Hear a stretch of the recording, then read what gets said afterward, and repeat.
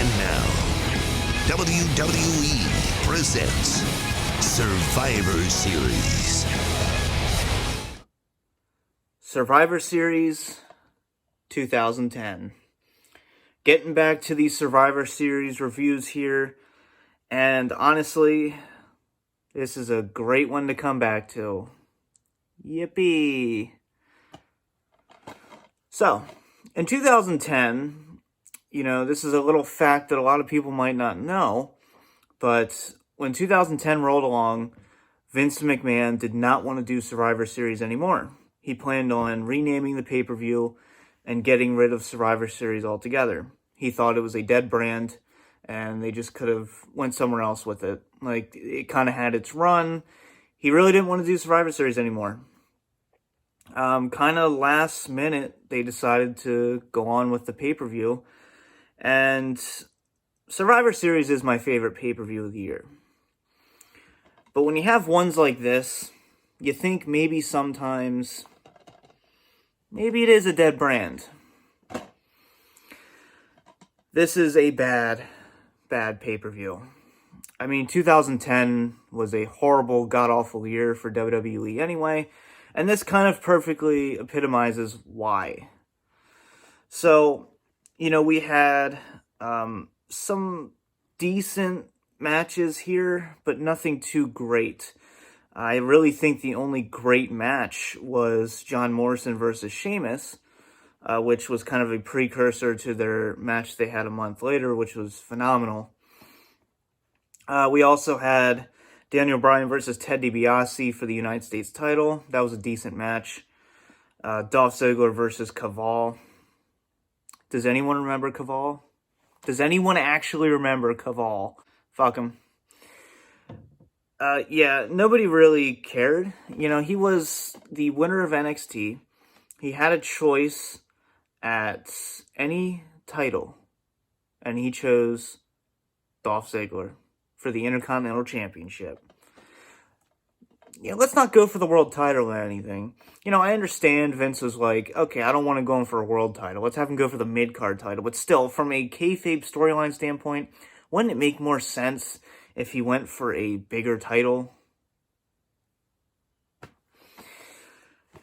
Moving along, we had a very forgettable Divas Championship match. Lay Cool versus Natalya. We had the Nexus, Heath Slater and Justin Gabriel versus Santina Marella and Vladimir Kozlov. That should show you where the Nexus was at this point in time. And then your traditional Survivor Series elimination tag team match. We had Team Rey Mysterio, which involved, of course, Rey Mysterio, Big Show, Kofi Kingston, MVP, and Chris Masters, versus Del Rio, Drew McIntyre, Jack Swagger, Dashing Cody Rhodes, and Tyler Rex. It's quite amazing. Only 4 people are technically still with the company. Cody Rhodes is, of course, AEW now. Tyler Rex, no clue where he went. Jack Swagger's AEW.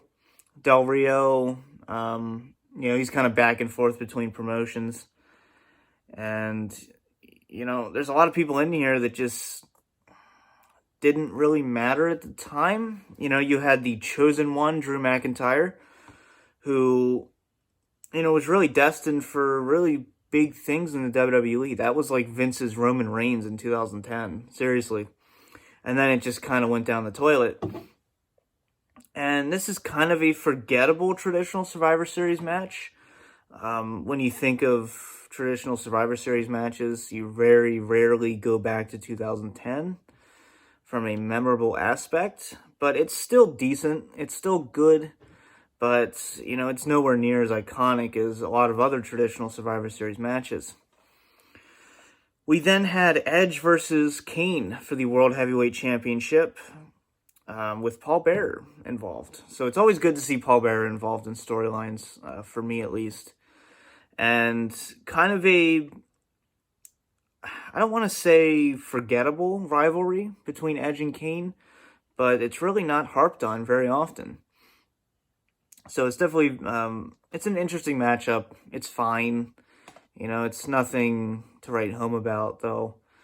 I mean, Kane was always very talented in my eyes, but there was a lot of times where he just had forgettable matches. And Edge, of course, is an all-time great. He's a legend. So, it's a good pairing, but I feel like maybe there wasn't that much chemistry there, or maybe they didn't have the right build-up, or maybe even the right result. So then we had your main event. I'm going to say that again. Your main event, because this was a main event in 2010. Wade Barrett finally getting his WWE title shot versus Randy Orton with special guest referee John Cena. And this was another fucking John Cena fired storyline. It seemed like at least once a year there was a storyline where John Cena might have been fired due to a match result or something. They did one in 2011 too. So, yeah, this match is just absolutely forgettable. And this would have meant more if maybe John Cena hadn't buried the Nexus a few months back at SummerSlam, which is a rant that I did during the SummerSlam reviews. This is just, looking back at 2010, there's a lot of things that really piss me off. The overly used PG rating, bad booking, not knowing how to utilize mid-card talent, but most of all, the fucking Nexus storyline. I love the Nexus. It was something that actually got me interested in WWE at the time. Because 2010 for me was just like, I don't care if I miss it. I don't care if I watch it. I was barely collecting the DVDs in 2010 still. So I was really out of the product. And then the Nexus came along. And they really captivated me. And I followed that storyline. And then, of course, the burial for SummerSlam. And then after that, it was just downhill from there. You kept losing members. They would just turn on each other. This was just bad.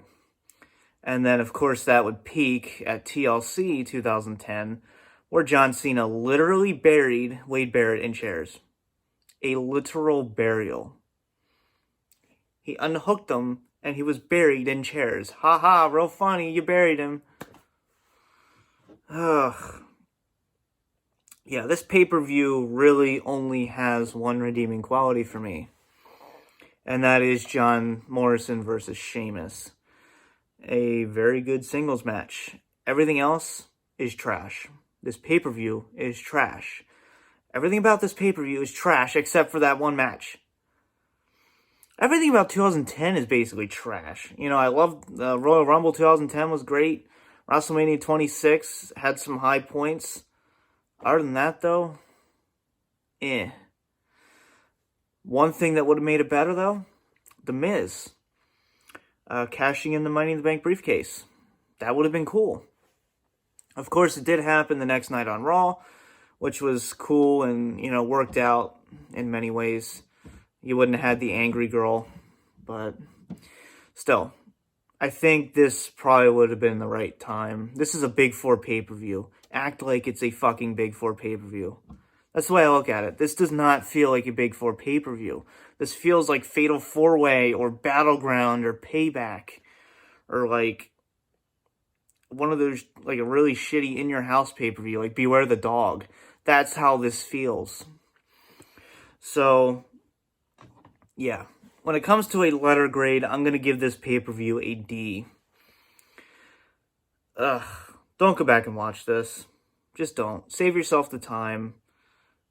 If you want to watch some recent ones, that's fine. Compared to this, they're gold.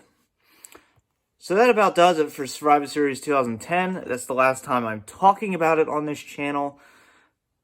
Peace out.